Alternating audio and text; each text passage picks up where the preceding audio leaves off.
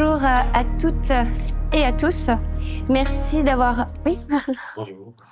merci d'avoir répondu présent, à cette magnifique, émouvante invitation. Donc comme vous l'avez entendu, c'est pour soutenir, pour aider à réaliser, le rêve d'enfants atteints du cancer, d'aller en Corée, du Sud, qui n'est pas seulement leur rêve à eux, aussi le nôtre, hein, pour la plupart d'entre nous.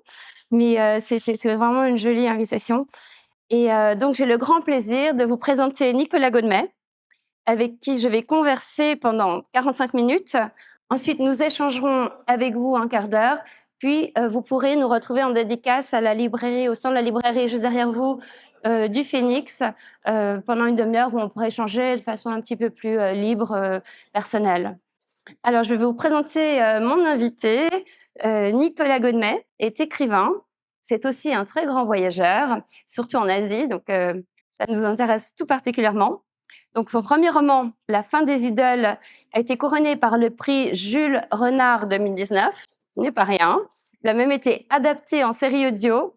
Donc, adaptation distinguée comme coup de cœur du Festival du livre audio et du podcast.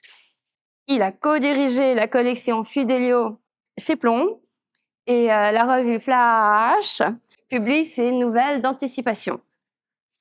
Alors tout récemment, vraiment récemment, est paru Nous n'avons rien à envier au reste du monde. C'est un Roméo et Juliette qui se déroule en Corée du Nord, qui a déjà été salué par la critique et sélectionné pour plusieurs prix littéraires, dont le prix Jean Giono 2025, le prix Librairie en scène Corinne Kim 2026 et le prix Frontières de cette année aussi. Ce roman sera traduit en 3 langues. C'est chic. Alors, cher Nicolas, pouvez-vous nous présenter brièvement votre ouvrage? Déjà, je voudrais remercier Laure Milloun et puis l'organisation du festival. Donc, je suis très heureux d'être ici devant ce public. Euh, et donc, mon roman, effectivement, qui s'appelle Nous n'avons rien à envier au reste du monde, raconte comment deux adolescents, deux lycéens, découvrent l'amour en Corée du Nord, une dictature où chacun de leurs gestes est surveillé. Leurs regards se croisent la première fois pendant une exécution publique et le garçon n'arrive pas à oublier le visage de cette jeune fille qu'il a aperçue dans la foule. Il la recherche partout dans la ville et quand il la retrouve enfin, c'est le coup de foudre immédiat. Sauf qu'en discutant avec elle, il se rend compte que ses parents sont membres de l'élite politique alors que sa famille à lui est surveillée par la sécurité d'État.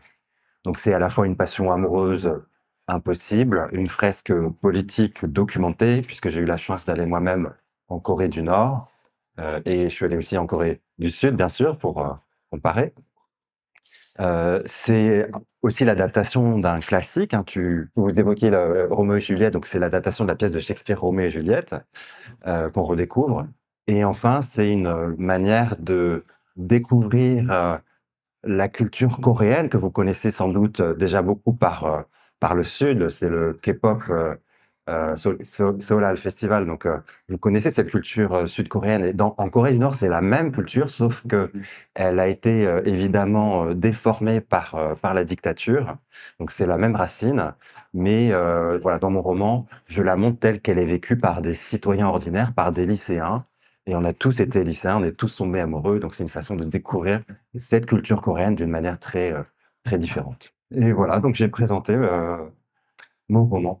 Donc j'ai la chance d'être avec Laure Mi-yoon, qui est une romancière suisse, mais née à Séoul, qui a déjà publié 8 ouvrages, donc une bibliographie bien plus grande que la mienne, qui ont eu un grand succès, qui ont été finalistes de prix, y compris internationaux, et qui ont reçu aussi un prix en Suisse.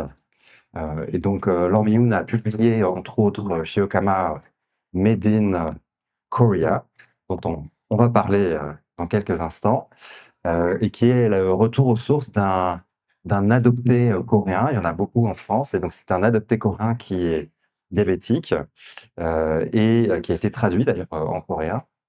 Un autre roman, c'est Le Beau Monde, qui est une satire sociale, un roman de formation ironique, qui a été publié aux éditions Albin Michel. Votre autofiction, Polaroid a été traduite en coréen, paraîtra aussi bientôt en italien. Et puis vous êtes aussi coach littéraire, trésorière d'un festival de musique, membre du Parlement des écrivaines francophones et de multiples associations qui sont liées à la culture d'une manière générale et à la Corée en particulier. Alors, est-ce que vous pouvez nous dire un mot sur, notamment sur Made in Korea? Alors volontiers, merci, donc nous sommes tous les 2 très actifs, donc c'est un miracle un peu de pouvoir vous retrouver, nous retrouver ensemble et avec vous aujourd'hui, donc merci aussi, d'être venus. Alors, juste, je vais pitcher, comme on dit maintenant, rapidement mon ouvrage. Donc il s'agit en effet de, l'histoire d'un adopté coréen, mais qui, a été adopté en France, contrairement à moi, qui est bon en jeux vidéo puisqu'il crée des jeux vidéo alors que, moi je sais pas du tout, ce que je fais. Il est atteint d'un diabète 2 alors que le mien est génétique. Il a 35 ans, j'ai pas tout à fait le même âge. C'est un garçon et surtout il ne sort pas de la maison. Donc quand il apprend qu'il a du diabète, il décide d'aller en Corée pour vivre plus sainement parce qu'il sait que la nourriture, coréenne, est plus diversifiée que ces pizzas, kebabs et autres sushis et il va partir, à Séoul et découvrir, plus que, la Corée, aussi une certaine joie de vivre. Alors, je vais poser ma première question à Nicolas. Je vais vous appeler cher, camarade Nicolas. Petit clin d'œil à votre ouvrage. Alors, ma question, d'habitude, je suis une grande fan de la littérature, pure, mais là, je vais poser une question qui sera plus personnelle que littéraire. Pardonnez-moi, mais je pense que tout le monde est très intéressé, à en connaître la réponse. Alors, pour écrire votre roman, vous êtes rendu en Corée du Nord. Donc, j'aimerais savoir, et je pense que je ne suis pas la seule, en quoi la Corée du Nord vous a-t-elle surpris? Comment a-t-elle été différente de vos attentes, si vous en aviez? Ou alors, tout simplement, elle a été différente de nos préjugés que nous avons tous, ou en tout cas, une grande partie d'entre nous.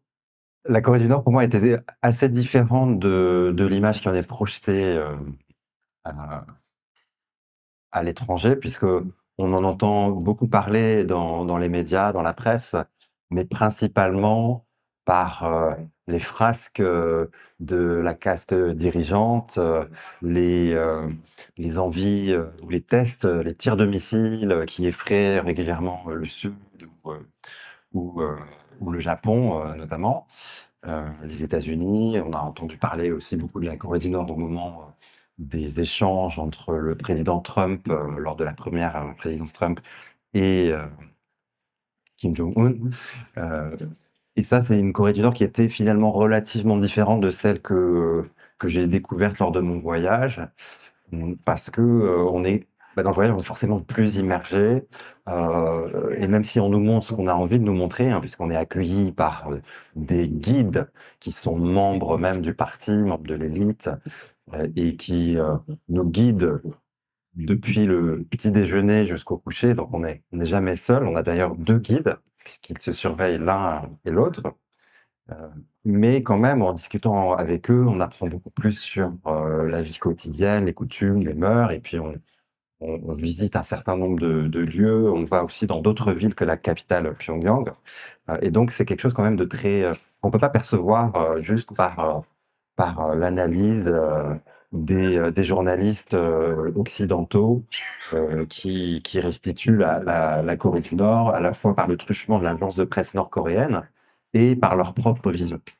Voilà, donc moi, ce qui m'a le plus, touché et que j'ai découvert, c'est un minimum de vision un peu plus proche, des citoyens, même si, en fait, j'avais pas vraiment le droit de parler, citoyens réels, hein. C'était plus, uniquement avec nos guides, mais déjà eux-mêmes étaient, citoyens, du régime. Et ça m'a donné envie d'approfondir, et j'ai beaucoup approfondi puisque j'ai lu énormément d'ouvrages qui sont quelques récits qui ont été publiés par des transfuges, hein, depuis la guerre. Il y a eu quelques milliers de transfuges, donc de Nord-Coréens qui ont réussi à fuir le pays, et qui certains ont raconté comment ils ont grandi et comment ils ont fui dans des récits. Et puis après, j'ai étudié plein d'autres documentations, les films, il y a toute une cinématographie, on pourra y revenir, nord-coréenne qui est disponible. Il y a un roman nord-coréen d'un écrivain officiel qui a été traduit en français, qui s'appelle Des Amis, chez Actes Sud. Et puis la Corée du Sud. Deux coréennes. Il y a aussi deux coréennes qui se trouvent à la librairie Phoenix. Il y a deux coréennes à la librairie Phoenix. Donc il y a beaucoup de récits. Et puis la radio publique sud-coréenne publie énormément d'émissions toutes les semaines qui sont très instructives sur la Corée du Nord. Merci infiniment. Alors moi j'ai une question pour vous, Laure Millioun. Il y a quelques similitudes entre vous et votre personnage principal. Et en même temps, il y a beaucoup de différences parce que c'est quand même, bon, déjà vous êtes suisse, il est français, vous avez certaine élégance et lui-même, bon, il s'habille de façon assez aléatoire. Vous êtes élancé, bon, voilà, il est avachi derrière son ordinateur pour coder des jeux vidéo. Enfin, donc c'est quand même quelqu'un qui est finalement très différent de vous. Et alors, pourquoi ce personnage? Pourquoi un Français? Pourquoi il est si différent de vous? Alors moi, j'ai tendance à considérer tout ouvrage comme une autofiction. C'est-à-dire que même, le gars qui écrit, sur des vampires, des trolls et cetera, c'est quand même son obsession. Même de la science-fiction qui n'a pas encore eu lieu, c'est quand même, les craintes, de son auteur. Donc la distance au personnage est quelque chose qui est dissimulé, mais on a tous à peu près une proximité avec n'importe lequel de nos personnages. Ça peut être, une distance critique, mais quand même, ce sont des gens qui nous intéressent. Alors, comme on m'avait un peu identifiée au personnage précédent, Louise, qui était une blonde, écrivaine, très, vraiment qui avait un succès, phénoménal et que je voulais pas qu'on reproduise, le même malentendu, et bien cette fois-ci, j'ai pris un personnage effectivement un peu adolescent de 35 ans, effectivement en surpoids. On a quelques défauts en commun, mais c'est vrai que lui, il est pas très social alors que moi, je le suis davantage. Parfois contre mon gré, mais enfin quand même. Donc je dirais que ça m'a amusée et j'adore aussi me plonger dans des réalités qui sont pas les miennes. Et comme j'aime la France et comme j'aime la Normandie, eh bien mon personnage est devenu normand et je m'étais intéressée aussi au diabète, au moment où j'ai appris que j'en avais et je me suis dit que ça serait un peu plus crédible qu'il ait un diabète qu'on puisse reconnaître alors que le mien est génétique et que la généticienne n'a même pas, compris de quoi il s'agissait précisément, puisqu'on n'a pas trouvé le gène responsable de mon diabète. Donc j'ai un peu simplifié les choses et je me suis amusée à me plonger, dans l'univers, d'un jeune monsieur. Alors ensuite, nouvelle question pour vous, Nicolas. Alors j'ai trouvé très appropriée la voix que vous avez choisie pour la narration. Comme la source du récit, mystérieuse jusqu'à la toute fin, est celle d'un personnage qui fait partie, et ça on l'a entendu tout à l'heure, qui fait partie du peuple et qui n'est pas critique du régime. À mon avis, et c'était le grand pari pour cet ouvrage, vous avez évité l'écueil de surplomber, ce que font même d'autres auteurs qui n'ont pas des sujets aussi glissants que la Corée du Nord. Vous n'avez pas surplombé avec mépris vos personnages et en même temps, vous n'avez pas pris une distance qui aurait fait sortir le lecteur de l'intrigue. Alors, ma question est, comment l'idée de ce dispositif astucieux vous est-elle venue? Bah, déjà, merci pour le compliment astucieux. Euh, c'est né de plusieurs réflexions. Déjà, je voulais immerger le lecteur comme s'il était lui-même, ou comme si elle était lui-même, une lectrice nord-coréenne ou nord-coréenne, et pour s'identifier au maximum. Et c'était très difficile à faire puisque c'est un pays tellement étrange. Voilà, d'où l'idée. Alors déjà deux personnages du maire général qui sont des lycéens et leurs familles pour qu'on puisse s'identifier, parce qu'encore une fois, on a tous été lycéens, on a tous grandi dans une famille. Euh, J'avais aussi envie de restituer un des éléments clés du parti, qui est ce côté très collectif. En fait, l'individu euh, existe très peu en Corée du Nord et tout est autour d'éléments collectifs, alors de cellules. Alors la cellule principale, c'est la famille, mais ensuite c'est l'école, c'est la ligue de la jeunesse, c'est l'usine, c'est le parti, etc., etc. Et donc en fait, on est toujours plutôt dans un nous plutôt que dans un je. Ce qui est déjà le cas en Corée du Sud. Mais c'est encore Plus, oui. plus affirmé, tout à fait. C'est encore plus affirmé dans cet univers un peu totalitaire qui est en fait un héritage très original entre le stalinisme. C'est vraiment les techniques de Staline qui ont été appliquées à l'extrême, mais il y a aussi un héritage confucianiste qui se rapproche de ce qu'on retrouve en Corée du Sud. Et, euh, et ça donne cette force du nous. Et donc, la narration dans mon roman est faite pas au il, pas au je, mais elle est faite au nous. C'est vraiment un narrateur qui est dans un nous collectif et qui est là pour embarquer le lecteur. Et une troisième raison, c'est que comme je le disais en introduction, j'ai adapté un classique qui est la pièce de Shakespeare. Encore une fois, je voulais que le lecteur ne soit pas complètement perdu dans cet univers si singulier qu'est la Corée du Nord.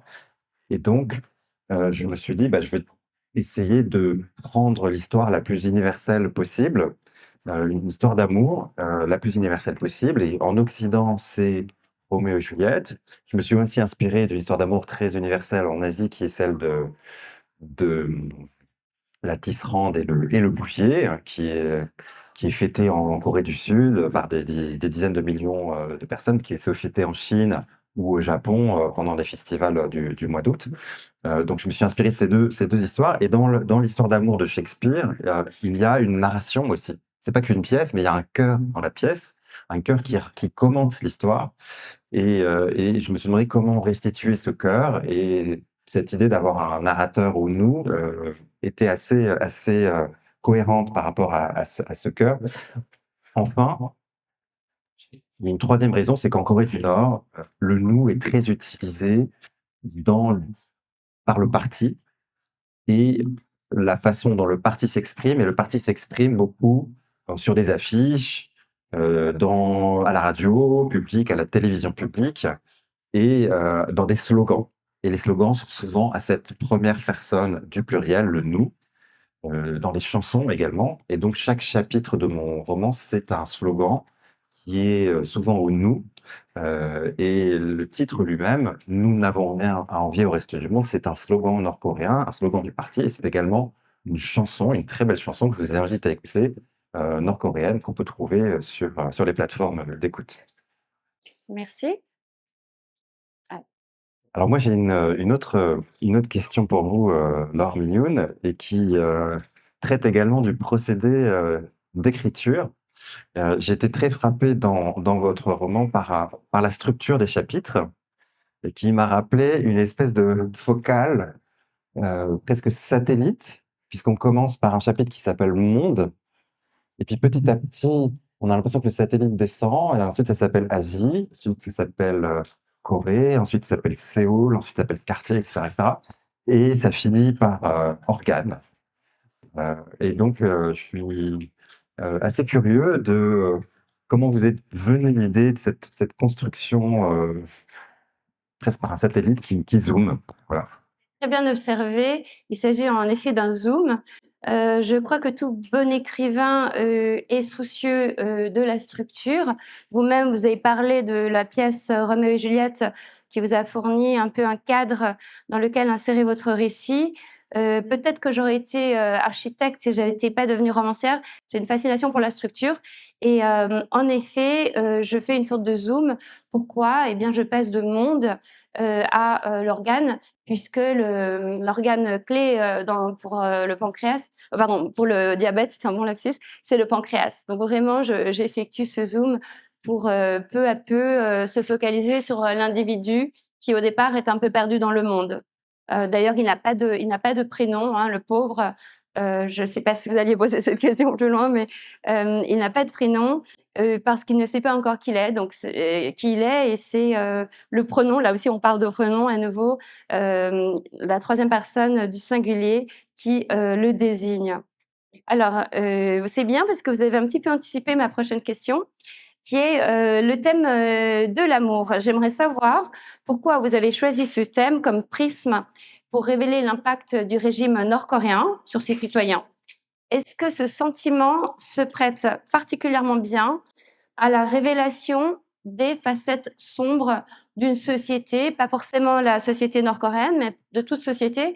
Est-ce que quand l'amour est impossible, eh bien, cela dit enfin, déjà, c'est un beau thème, littéraire pour exprimer l'impossibilité qu'ont les citoyens de faire peut-être même d'autres choses. J'ai choisi, le prisme, de l'amour parce que j'avais envie d'écrire une histoire d'amour, qui forcément déclenche des émotions, donc c'est forcément un thème littéraire, d'ailleurs, qui est dans la plupart, des récits, des romans, des contes et légendes, même, depuis la nuit des temps. Et aussi je voulais, en fait, mon propos, c'était aussi de montrer que même dans un pays qui est, dénigré de tous côtés et qui a l'air absolument épouvantable, heu, en fait, quand on se place vraiment du point de vue des 20 millions de citoyens qui vivent dans ce pays, et même si leur vie est très, très dure, hein, je décris, la faim, le froid, la carrière, le service militaire qui dure 10 ans pour les hommes, 8 ans pour les femmes. Donc c'est une vie qui est très, très dure. Mais il y a quand même 20 millions de personnes qui vivent et leur vie n'est pas que noire. Et ils éprouvent aussi, des très belles émotions, et certaines émotions qui sont de l'aveuglement. Parce que le thème de l'amour, c'est l'amour, entre mes 2 personnages, mais pas que. Puisque en Corée du Nord, le premier objet de votre amour, bien sûr, c'est Notre cher président, notre cher, nos chers, président éternel, notre cher maréchal, Kim Jong-un, notre chère étoile brillante, le cher général, Kim Jong-il. Le parti, ce sont aussi des objets, d'amour et dans toutes les chansons, d'ailleurs, cet amour s'exprime avec une grande vigueur. Quand, le cher président éternel Kim Il-sung est mort, le peuple entier était en larmes. Ils ont pleuré pendant des jours et c'était très surprenant pour, les observateurs, occidentaux parce qu'ils se demandaient: «Mais est-ce que c'est des vraies larmes ou est-ce que c'est des fausses larmes?» Mais voilà et en fait, je pense que quand on vit, là-dedans, on ressent, certaines émotions, auxquelles les occidentaux peuvent pas être sensibles ou auxquelles le Sud peut pas être sensible, mais qui sont très fortes, qui sont l'amour, du parti, qui est un amour, un peu étrange parce que nourri de propagande.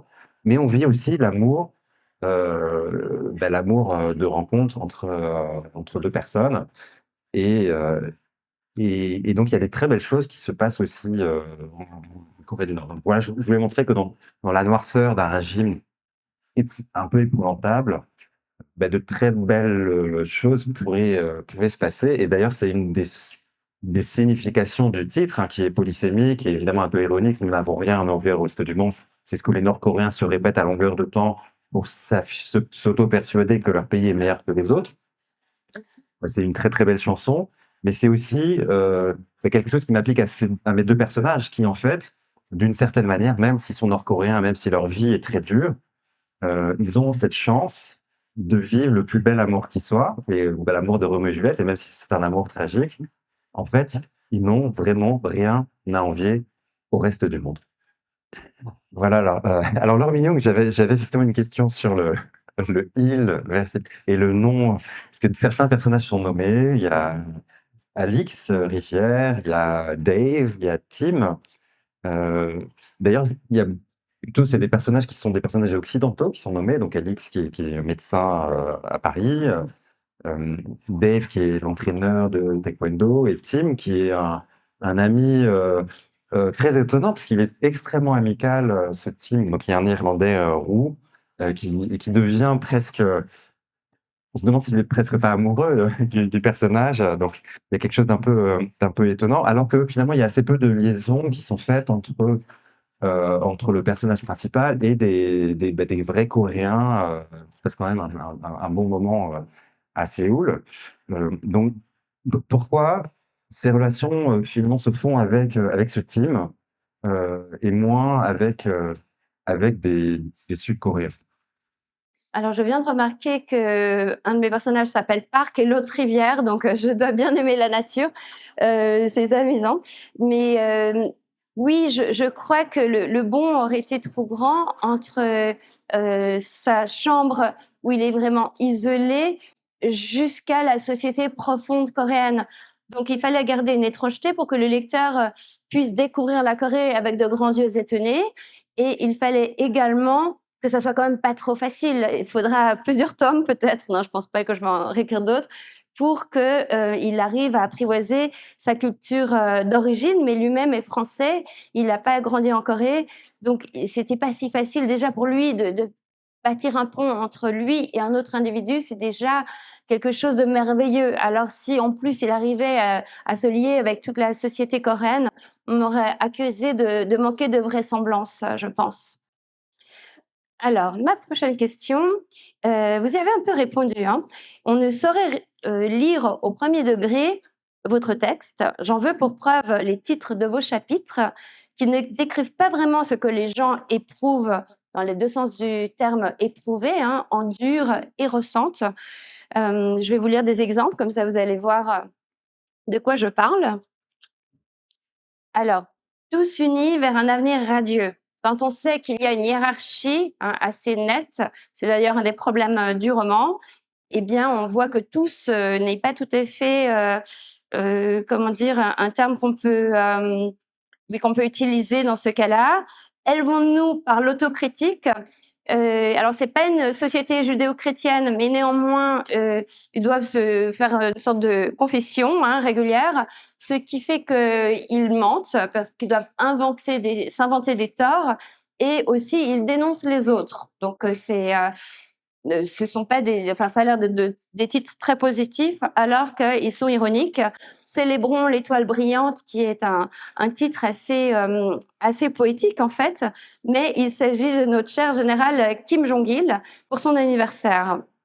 Donc, j'aimerais savoir comment vous avez dosé cette ironie pour donner une teinte, alors je dirais pas comique, mais au moins absurde, au tragique de votre récit.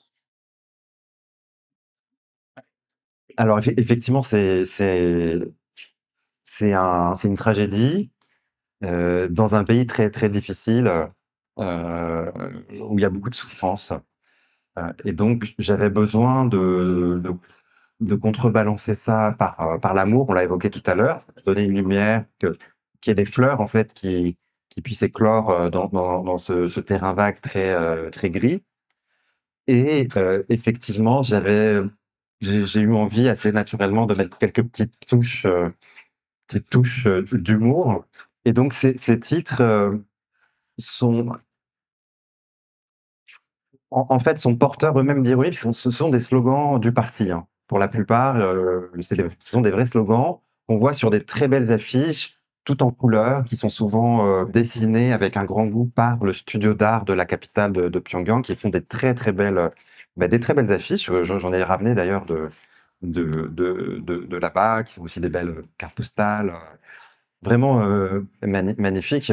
Il y en a une d'ailleurs, c'est pas un je sais même plus si je crois pas l'avoir utilisé comme titre, mais je la mentionne dans la salle de classe, il y a une affiche et sur cette affiche, il y a écrit c'est très, très beau, vraiment, il y a beaucoup de couleurs et il y a une des très beaux jeunes gens, garçons et filles et il est écrit en très gros caractères, coréens: «Devenons des explosifs humains».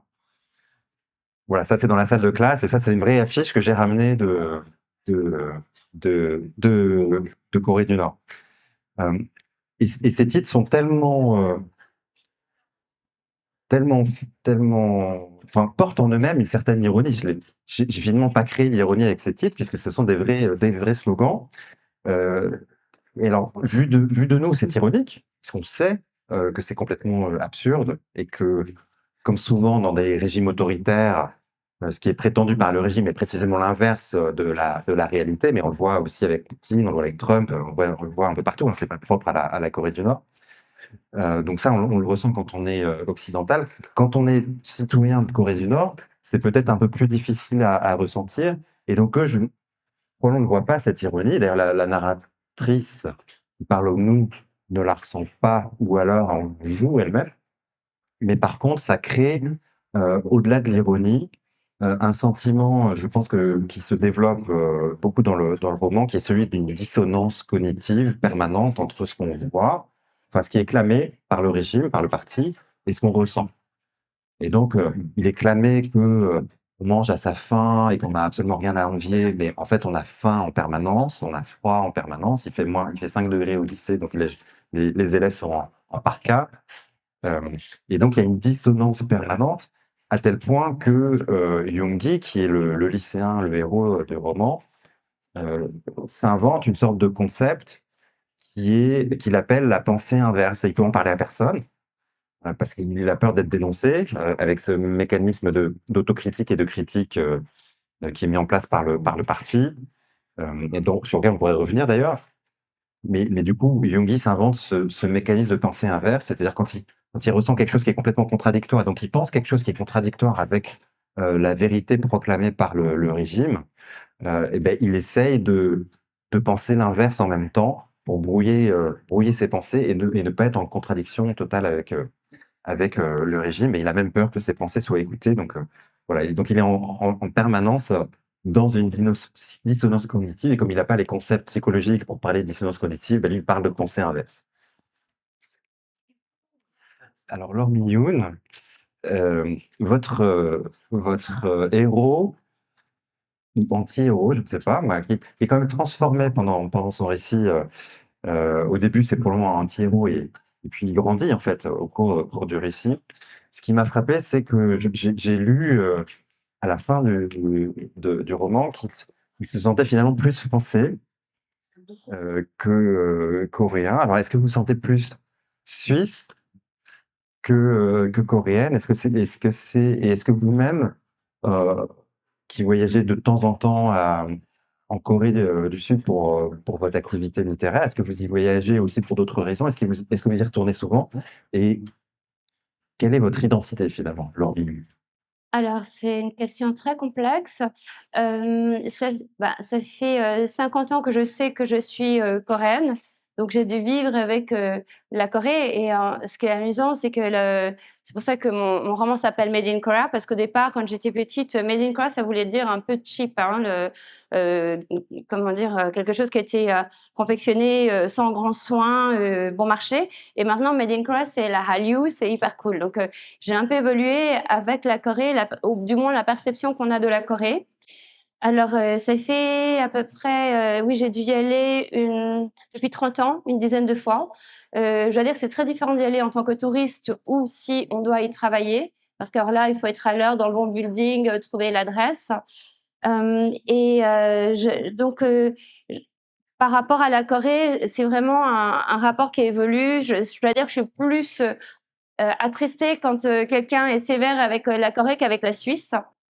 Mais, je me sens coréenne, je sais que je suis suisse, et je me sens plutôt peut-être surtout en ces temps où les frontières sont tellement, quelque chose que l'on essaie de déplacer, de remettre, je sens que je suis francophone. J'aime la France, mais je pense que je suis, plus, de langue, de culture francophone. Donc ça inclut évidemment la France, parce qu'il y a France Culture déjà, et puis toute la littérature, la gastronomie française. Et c'est vrai que les Suisses, on n'a pas un humour de dingue. Les Coréens, ils ont déjà plus d'humour. Donc je me sens citoyenne du monde francophone et amoureuse de la France, et de culture suisse, au départ, je dirais. Alors, ma dernière question pour vous, parce qu'après il y a aussi la salle qu'on ne doit pas oublier.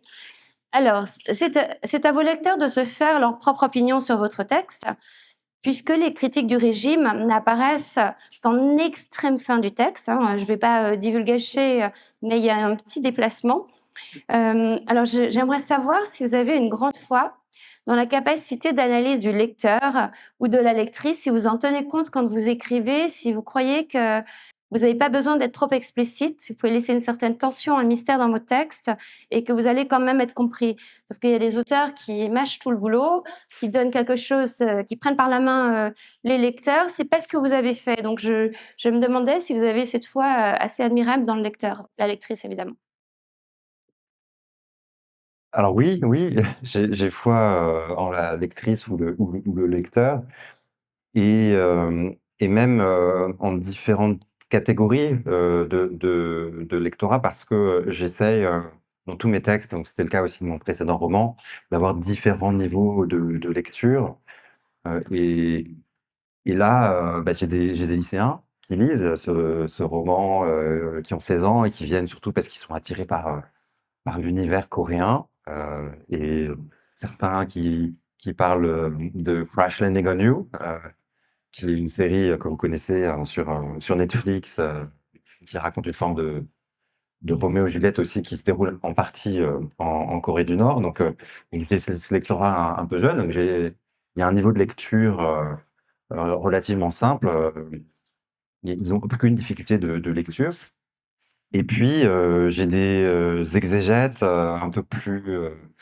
érudits. Par exemple, il y a la revue Esprit, c'est une revue centenaire, avec des philosophes, des sémiologues et cetera qui ont fait une recension, du texte en comparant à plein de à des très grandes figures comme Orwell ou d'autres, donc de façon très, très approfondie.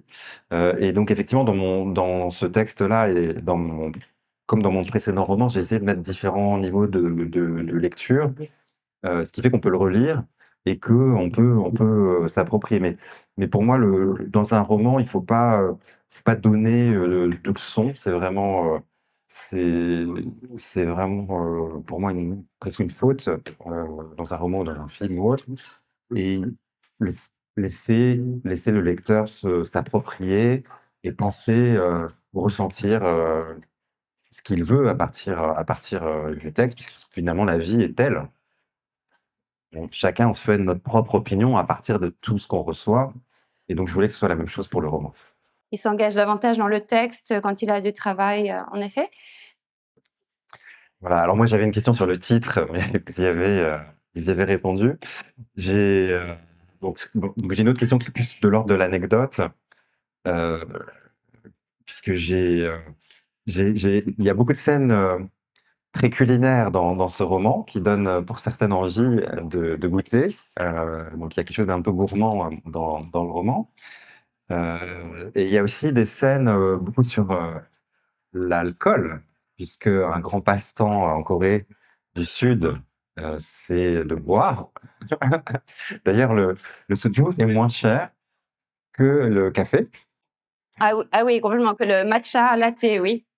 et il semblerait qu'il y ait une technique très particulière pour les femmes qui boivent de côté, quand elles sont en compagnie d'hommes. Donc elles boivent beaucoup, elles boivent plus d'ailleurs que les héros quasiment, mais heu, presque en se tournant pour que ce soit un petit peu plus élégant. Ma question est: comment avez-vous appris toutes ces techniques, chère Laure Millon? Alors, comme je le dis dans mon roman, il y a une culture de la cuite en Corée et une culture aussi, de comment ne pas avoir la gueule de bois. Donc tout est bien organisé. En effet, dans mes romans, je parle beaucoup de gastronomie. Pourquoi? Parce que c'est une manière de parler, d'un milieu social. Vous voyez, si mes, personnages mangent du caviar, des huîtres, eh bien, j'ai pas besoin de dire: «C'était une famille, chic, bien éduquée, aristocratique». En fait, grâce au garde-manger, enfin, c'est un peu, à la Bourdieu, je peux donner la classe sociale sans avoir besoin de la mentionner. Heu, les pratiques sexuelles, ça traverse plus les classes, mais le homard bleu, breton, ça dit quelque chose de mon personnage. Et puis je suis très gourmande et je vous dis, j'ai pas mal de défauts en commun avec mes personnages. J'ai été critique culinaire, donc ça m'amuse de décrire les textures. C'est aussi pour donner, parce que moi j'ai plutôt tendance à être une intello, on distingue différents types d'écrivains. Il y a les conteurs et les stylistes et étant une conteuse non attends, justement avant lapsus, en n'étant pas une conteuse, eh bien, il faut que je donne quand même une sensorialité à mes textes et je le fais, par les moyens des 5 sens, alors que mes textes sont plutôt ironiques, vraiment au 2e degré, qui joue beaucoup sur la culture, les références. Alors pour un peu alléger mon propos, eh bien, je mets quelques Raymond Pajan, un peu de Seju et ça donne tout de suite de l'ambiance. Alors je crois que pour laisser un peu de place, à notre attentif et cher public, nous allons, laisser la place à vos questions, si vous êtes d'accord, Nicolas? Très bien. Est-ce qu'il y a des questions dans le public? Nous serons très heureux, d'y répondre.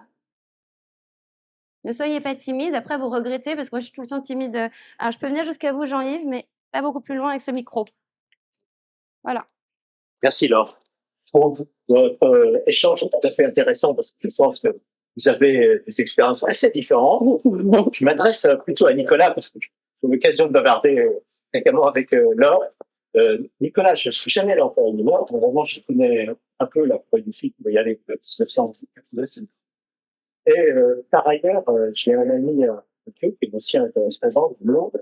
Il y avait une impression par des clients. Voilà. Ah voilà, on vous entend. L'impression que j'avais après cette amie correspondante de Londres, c'est celui d'une grande différence entre Pyongyang et le reste de la Corée du Nord. Sont là, la campagne et les provinces. Est-ce que vous avez eu l'occasion de sortir de Pyongyang? Parce que j'ai l'impression que Pyongyang donne une impression un peu, ils ont déformé de ce qu'est la Corée. Non. Alors, excellente question et effectivement, c'est aussi au cœur de mon roman que j'ai précisément choisi de situer ailleurs qu'à Pyongyang, donc dans une ville de province qui s'appelle Sinuiju et Pyongyang est évoqué dans le roman, mais un peu comme l'Éden, le paradis inaccessible, parce que Pyongyang est réservé à l'élite du pays et principalement aux membres du parti ou aux familles qui ont montré depuis au moins 3 générations leur allégeance au parti et aux chers dirigeants. Et donc Pyongyang, c'est un peu le Graal, l'Éden, où tout Nord-Coréen rêve profondément d'habiter, mais n'a pas le droit d'habiter, sauf s'il fait partie de cette élite. Et donc c'est un lieu de visite, de pèlerinage aussi, puisqu'il y a notamment le Palais du Soleil où sont cryogénés nos chers dirigeants, que j'ai eu la chance de visiter. Donc c'est comme sur la place rouge Lénine. Quand vous le visitez, vous pouvez et vous devez d'ailleurs vous prosterner devant Kim Il-sung, Kim Jong-il, qui sont là devant vous, avec les joues bien roses et bien en chair, puisque ils mangeaient un peu plus qu'à leur faim. D'ailleurs, ils ont certaines similitudes avec votre héros, de ce point de vue-là, cher Florian Yun. C'est l'ADN coréenne. Et donc, en province, par contre, c'est très différent. Et j'ai eu la chance de voyager hors de Pyongyang.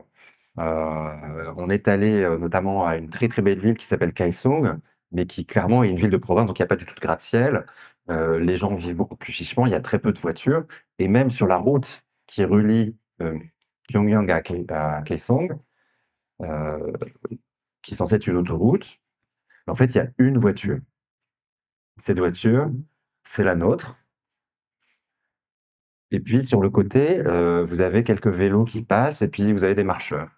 Parce qu'en fait, les voitures elles-mêmes sont réservées aux membres de l'élite, puisque ça coûte extrêmement cher et le carburant, l'énergie elle-même est pénurique. Et donc, pour avoir un véhicule et du carburant, ben, il faut être membre du parti. Donc oui, il y a une très très grande différence entre Pyongyang et le reste de la Corée du Nord. On va passer à une deuxième question. Merci Nicolas. Est-ce que quelqu'un d'autre a une question? Avant qu'on se retrouve, en dédicace, où vous oserez poser les questions que vous avez toujours voulu poser. Oui, madame? J'arrive jusqu'à vous. Oui. Merci. En fait, en lisant, j'avais l'impression vraiment dans un univers unique, un monde, et univers terrible, que au-delà de votre imagination, franchement, bravo à bien décrire tout ce qui s'est passé, tout ce qui se passe en Corée du Nord. Et en fait, en écrivant dans ce cadre d'histoire d'amour, hein, bien sûr, c'est universel, dans ce cadre terrible, est-ce que vous avez un peu d'intention de dénoncer ce genre de critique de la société, totalitarisme, où vous n'avez aucune but de dénoncer, et juste un but littéraire. Merci pour cette question. Donc, est-ce que j'avais l'intention de dénoncer ou pas la société totalitariste? J'ai essayé, en tout cas, pendant pratiquement jusqu'aux dernières pages, vraiment de me mettre dans la peau de quelqu'un qui est né là-bas et qui ne connaît rien d'autre. Et du coup, n'a pas les clés pour dénoncer, en fait. Et c'est comme ça que le régime tient. Bon, il y a tout ce système de critique mutuelle, d'autocritique, etc., sur lequel on pourrait revenir. Il y a l'armée, il y a la sécurité d'État, le Boïbou, qui s'appelle le Boïbou, qui imprègne toute la société et qui surveille tout le monde. Donc même si on était un peu au courant de ce qui se passe à l'extérieur, ce serait difficile de dénoncer. Mais en fait, c'est encore plus dur de dénoncer parce que quand on est né là-dedans, en fait, on n'a pas de clé de lecture autour. Donc, dans le roman, enfin, pendant presque 80% du roman, on est dans ce monde-là. Ensuite, il se trouve qu'il y a un changement, et un changement presque de lieu et du coup des clés de lecture qui changent pour le héros Yoongi notamment, puisque vous savez que dans Roméo et Juliette, il y a un exil. À Mantoue, je crois. Donc là, il y a un exil aussi, et cet exil permet en fait à Yoongi de découvrir autre chose, et donc toute sa vision du monde est complètement secouée comme par un tremblement de terre, chamboulée, etc. Et naît la possibilité en lui de critiquer. Voilà. Donc j'ai voulu montrer ça dans le roman. Et si je puis me permettre, je crois qu'on peut tout à fait dénoncer quelque chose en littérature sans être littéral, sans transmettre un message. Sinon, on écrit un essai, on dit les choses de façon très claire, les gens peuvent le suivre. Et comme Nicolas le disait tout à l'heure, je crois que le but, c'est que le lecteur lui-même fasse son chemin, comme le personnage le fait, et arrive à une conscience critique. Sinon, on lui donne tous les éléments et c'est pas de la littérature. La littérature est ambiguë, propose différents points de vue et il s'agit au lecteur de réfléchir, en fait. Voilà, mais enfin, donc c'était pour compléter, hein. Je parlais pas à ta place, mais je voulais juste parler du travail de l'écrivain, du romancier, qui est différent de l'essayiste, du journaliste. On n'informe pas seulement, on essaie d'émouvoir, de faire que les gens aussi aient de l'empathie. C'est pour ça que tu ne portes pas de jugement. Enfin, vous ne portez pas de jugement. Voilà. Est-ce qu'il y a une autre question avant qu'on vous retrouve au stand de la librairie Phoenix? Non? Sinon, non, pas de regrets, rien? En tout cas, merci de votre présence tout à fait attentive. On a pu voir l'émotion palpable. Nous vous en remercions chaleureusement et on va dédicacer chacun nos ouvrages, sauf si on inverse pour rigoler.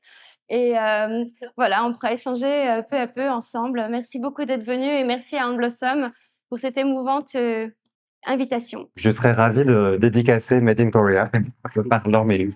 Ah, envie, absolument. Merci beaucoup, Nicolas. Merci.